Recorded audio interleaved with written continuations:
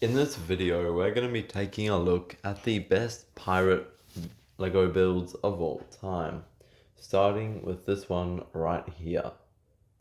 As you can see, it is a statue of a pirate, and it does a great job of using all sorts of pieces.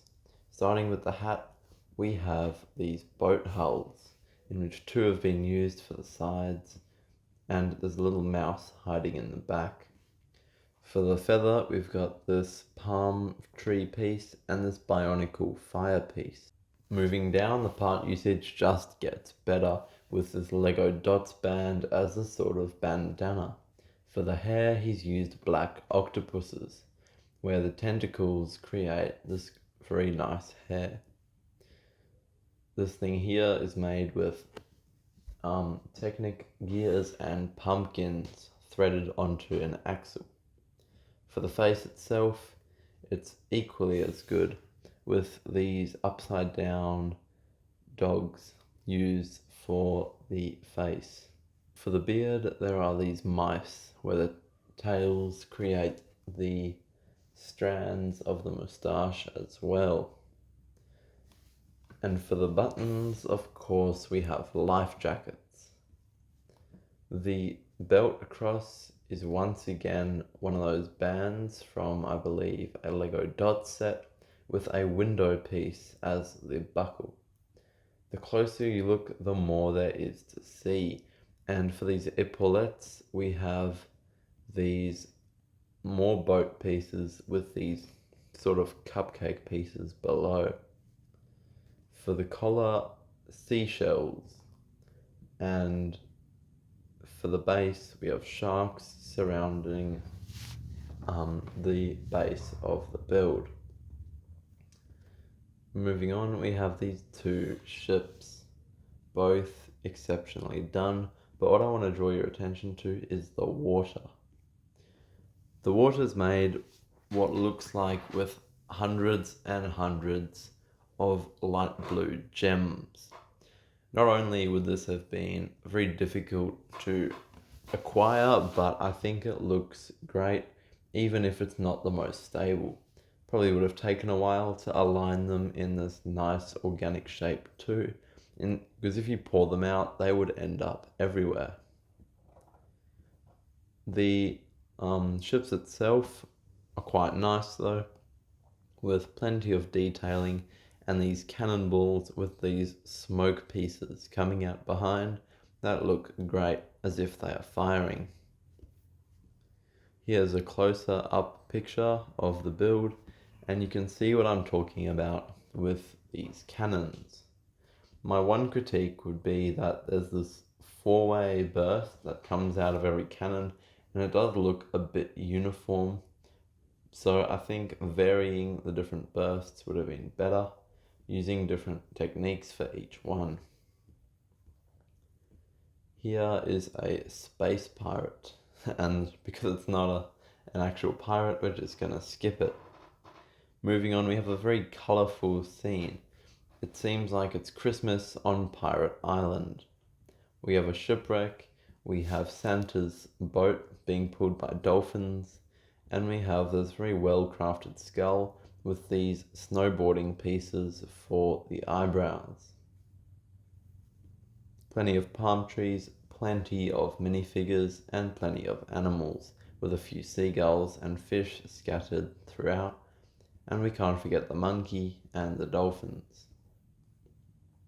However, to me it doesn't seem cold enough in a tropical pirate's paradise for snow nor a snowman, but I suppose it's creative freedom. Moving on, we have this very nice ship with some barrels floating in the water. I particularly like how the water has been constructed sideways, and even though it's primarily blue, we have these white sections for the waves. The water is actually flat, apart from this bit here, but by changing the color of the bricks, it looks like it's more choppy than it actually is. These barrels, positioned on an angle in the build, look good too, with a bit of white around them, adding some realism. A black base under the blue creates a nice opaque surface for the build to be displayed on. The ship itself is also quite good. You've got some pre-formed hull pieces by the look of it, with a flag on the back, and then these snot-built yellow side pieces. A lot of string have been used, and a lot of these medium nougat hose pieces, and some elastics too. Those elastics do look non-Lego, but I'll forgive them this time because of how good this build is. When it comes to the minifigures, they all look great. Even these, what looks like non-Lego fakes, but I won't accuse them of anything. We have a small remake of the Eldorado Fortress, a classic set that recently got remade, but here's a different take on it. This one fits on a 16x16 build and isn't quite minifigure scale, even though it includes a minifigure. I like the cannons and I like these small rowboats. Moving on, we have this very nice pirate build, but what I want to draw your attention to here are the sharks. We've got the two different types of shark's head, the old and the new, but these fins have been masterfully done. Even though they aren't attached onto the build and instead are just resting sideways, I think it looks great, especially with this dome piece or droid head for the sharks to rest on. This shows even if you don't have a full shark, being creative with how you do it can result in an even better result. The sail here is rolled up, but it looks like it might have part of a swirl on it, which leads me to believe it might be from a Moana set. Anyhow, with the Lego elastics around it, it looks like it does just fine in this pirate build. Moving in to the Imperial trading post, this is another great build. I've looked at this before on the channel, see if you can find which video I mention it in. And of course this one as well. A build by the YouTube channel Cheesy Studios. I've also looked at this build before on the channel, but it's a great build nonetheless. Next we have a micro scale build of the Imperial flagship. I particularly like the white waves as the ship surges through the water. Moving down we have this large brick built figure, which I'm not sure quite how it's pirates or how it's related to this video, but either way it's a good build. Next we have this interesting medium nougat medieval ship. The interesting thing about the water here is how they've used these glass panels from a window. If you pop out the middle of a Lego window, you might see these glass panels, and they've just gotten hundreds of them and scattered them all along the bottom. And I think it looks interesting, but it does make the water look very shallow, especially with this sort of island. And I'm not sure if that's the kind of deep sea water this ship would have been in. The sails themselves are great though. They're all brick built, meaning that don't use any cloth pieces, and I think it worked really well. They've used a lot of these curved slopes to make the sort of wind-filled arch these sails have, and of course a lot of these string pieces for the rigging. If we move back into the older page, we can see more great builds. Here is a sort of Pirates era architecture, perfect for a seaside town or any sort of Pirates build. I believe this build is modular because of these stud pieces here, meaning that whoever built this probably built some more. Either way, I like the use of these gold pieces for some detailing. We've got these gold Wolverine claws as well, a micro figure, and some swirling smoke plant pieces for extra detailing. This dome also looks good with these rubber Technic pieces curved around for that white trim you often see on these sort of Imperial old buildings. Of course, we've also got these lightsaber hilt pieces in white for the railing, on top of those 1x1 pieces with the little stick sticking out that you can attach things to. Some more space pirates, and this is certainly an intriguing build. I do like the staircase here, made with a red boat filled with these cheese slopes, and I think it does a good job when put on a ship like this at such an angle. I might be using this in future MOCs I build. It's certainly an interesting concept though, I must add, combining space with pirates. We've even got these oars and flags with an Iron Man torso built into a little space jet. Another space pirate build is below, and even another one. It seems as though the last few years have been very popular for space pirates. But now we move on to finally a real pirates build, a treasure chest with a key. The treasure chest itself looks quite good. We've got these what are they called? Kind of bow arch pieces that come across here in black, and then a bunch more in brown, creating that curved look of the treasure chest. We've got these 1x1 rounded tiles all around the edge for the nails that hold it together. But of course, this build has so many of these coin pieces. This would have not only cost a fortune to do, but it also looks like a fortune. Anyhow, I doubt this box is completely filled. They probably built a false bottom about 3/4 of the way up, and then covered the top in a thin layer of these coin pieces to save on money and save on parts. The key looks good too though, with that measuring tool and some sort of gold detailing with a few candle pieces.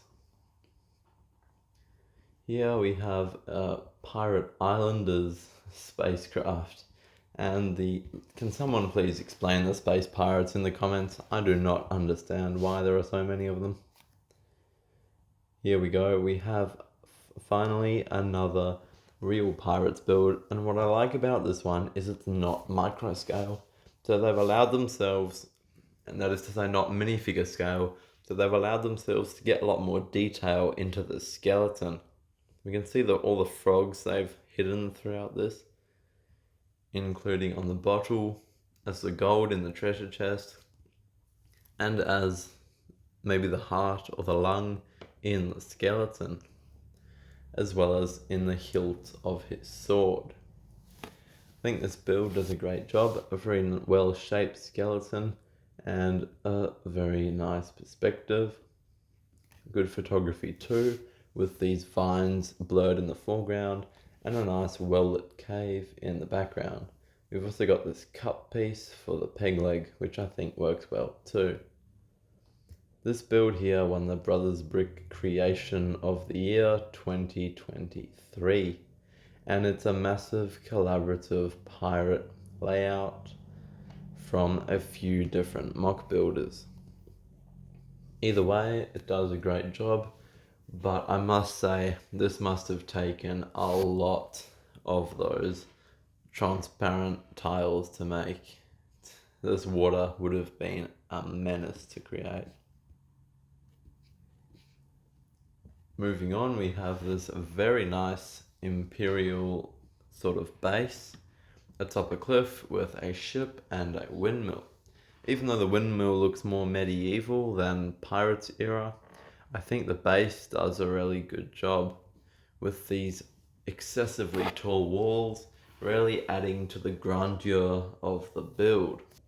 We've also got these seagulls attached on this sort of transparent column, And the only reason I can think why they would be attached like this is if this thing spun, making the seagulls fly around in a circle.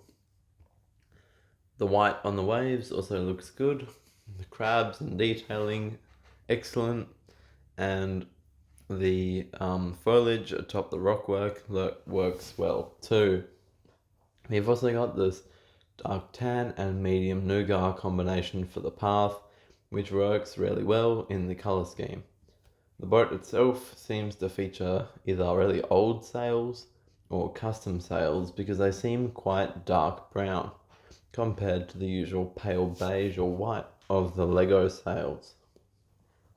Nonetheless, the ship's good too, and the only thing I would have liked to see is a border around the whole thing, but I can see over here part of a border, which makes me think this is part of a collaborative layout, and perhaps part of this collaborative layout.